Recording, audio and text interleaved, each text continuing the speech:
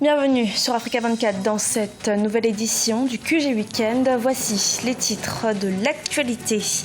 La chute du prix du baril de pétrole a impacté fortement les économies des pays exportateurs.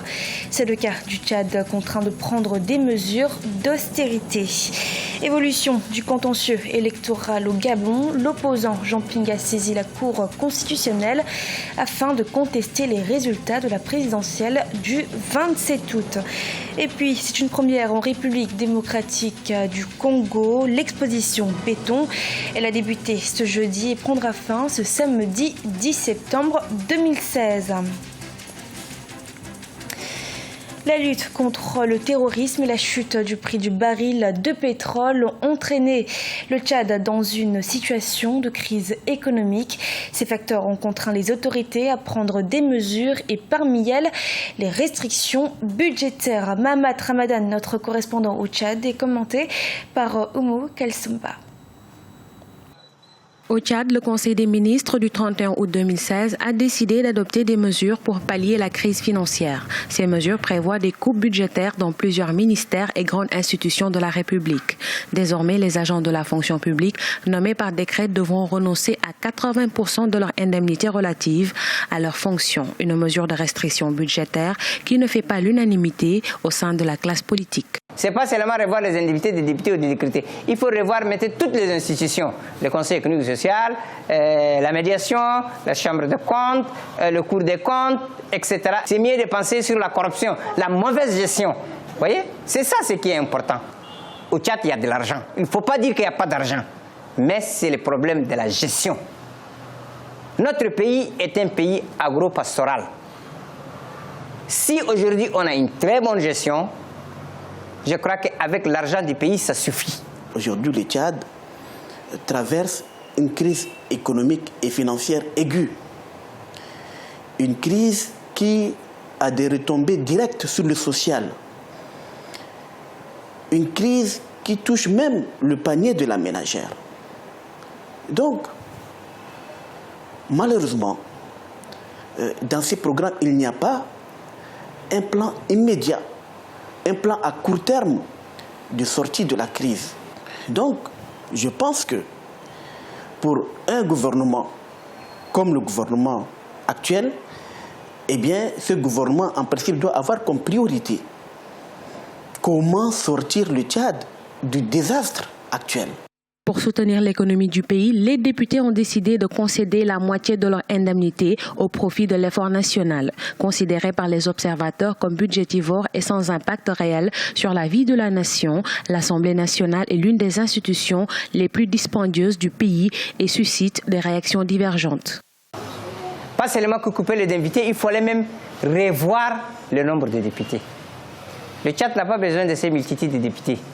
On a besoin peut-être 4 députés par région, à raison de 22 régions, ça fait 84, 88, plus 4 pour la ville de N'Djamena, et on a au moins une centaine de députés, ça suffit.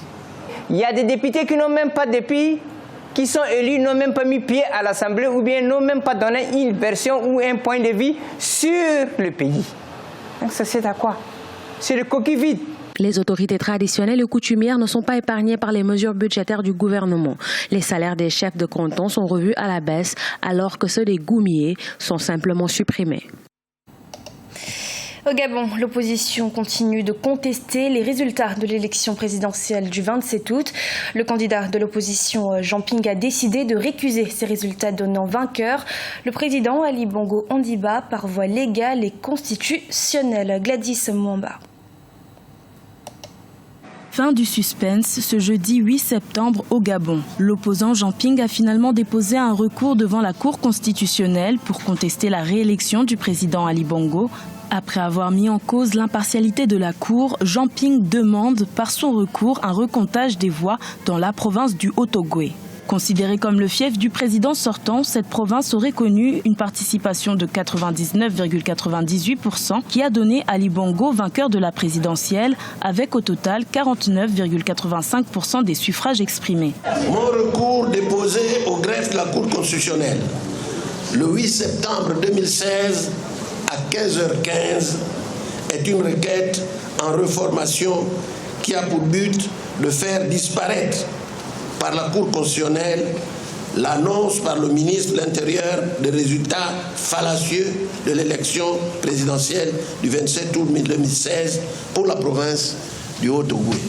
Depuis la proclamation des résultats officiels provisoires le 31 août 2016 par la Commission électorale nationale autonome et permanente, l'opposition n'a cessé de réclamer le recompte des voix, bureau de vote par bureau de vote, dans la région du Haut-Ogooué. Le pouvoir a choisi de ne pas déposer de recours, mais dénonce un comportement inapproprié des observateurs de l'Union européenne. Nous avons relevé beaucoup d'incongruités dans les comportements des observateurs de l'Union européenne.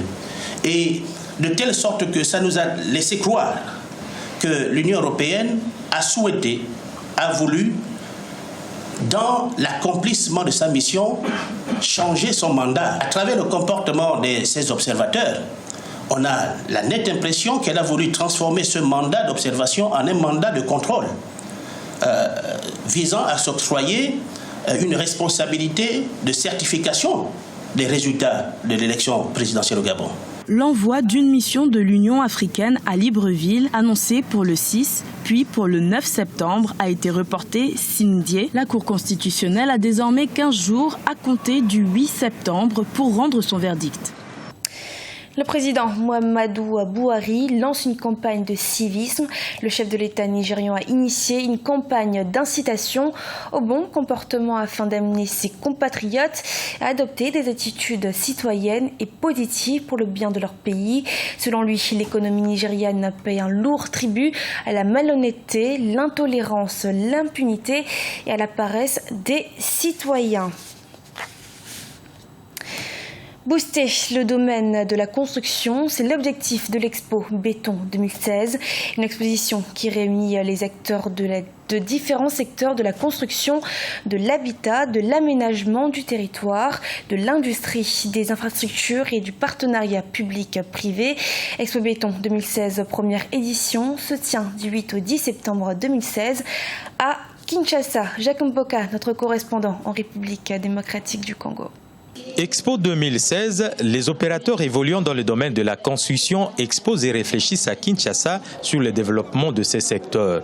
Plusieurs opérateurs participent à cette exposition. La RDC, qui veut atteindre son émergence en 2030, veut mettre l'accent sur les secteurs de la construction. C'est mettre tous les professionnels du secteur. Nous avons 4 thèmes principaux.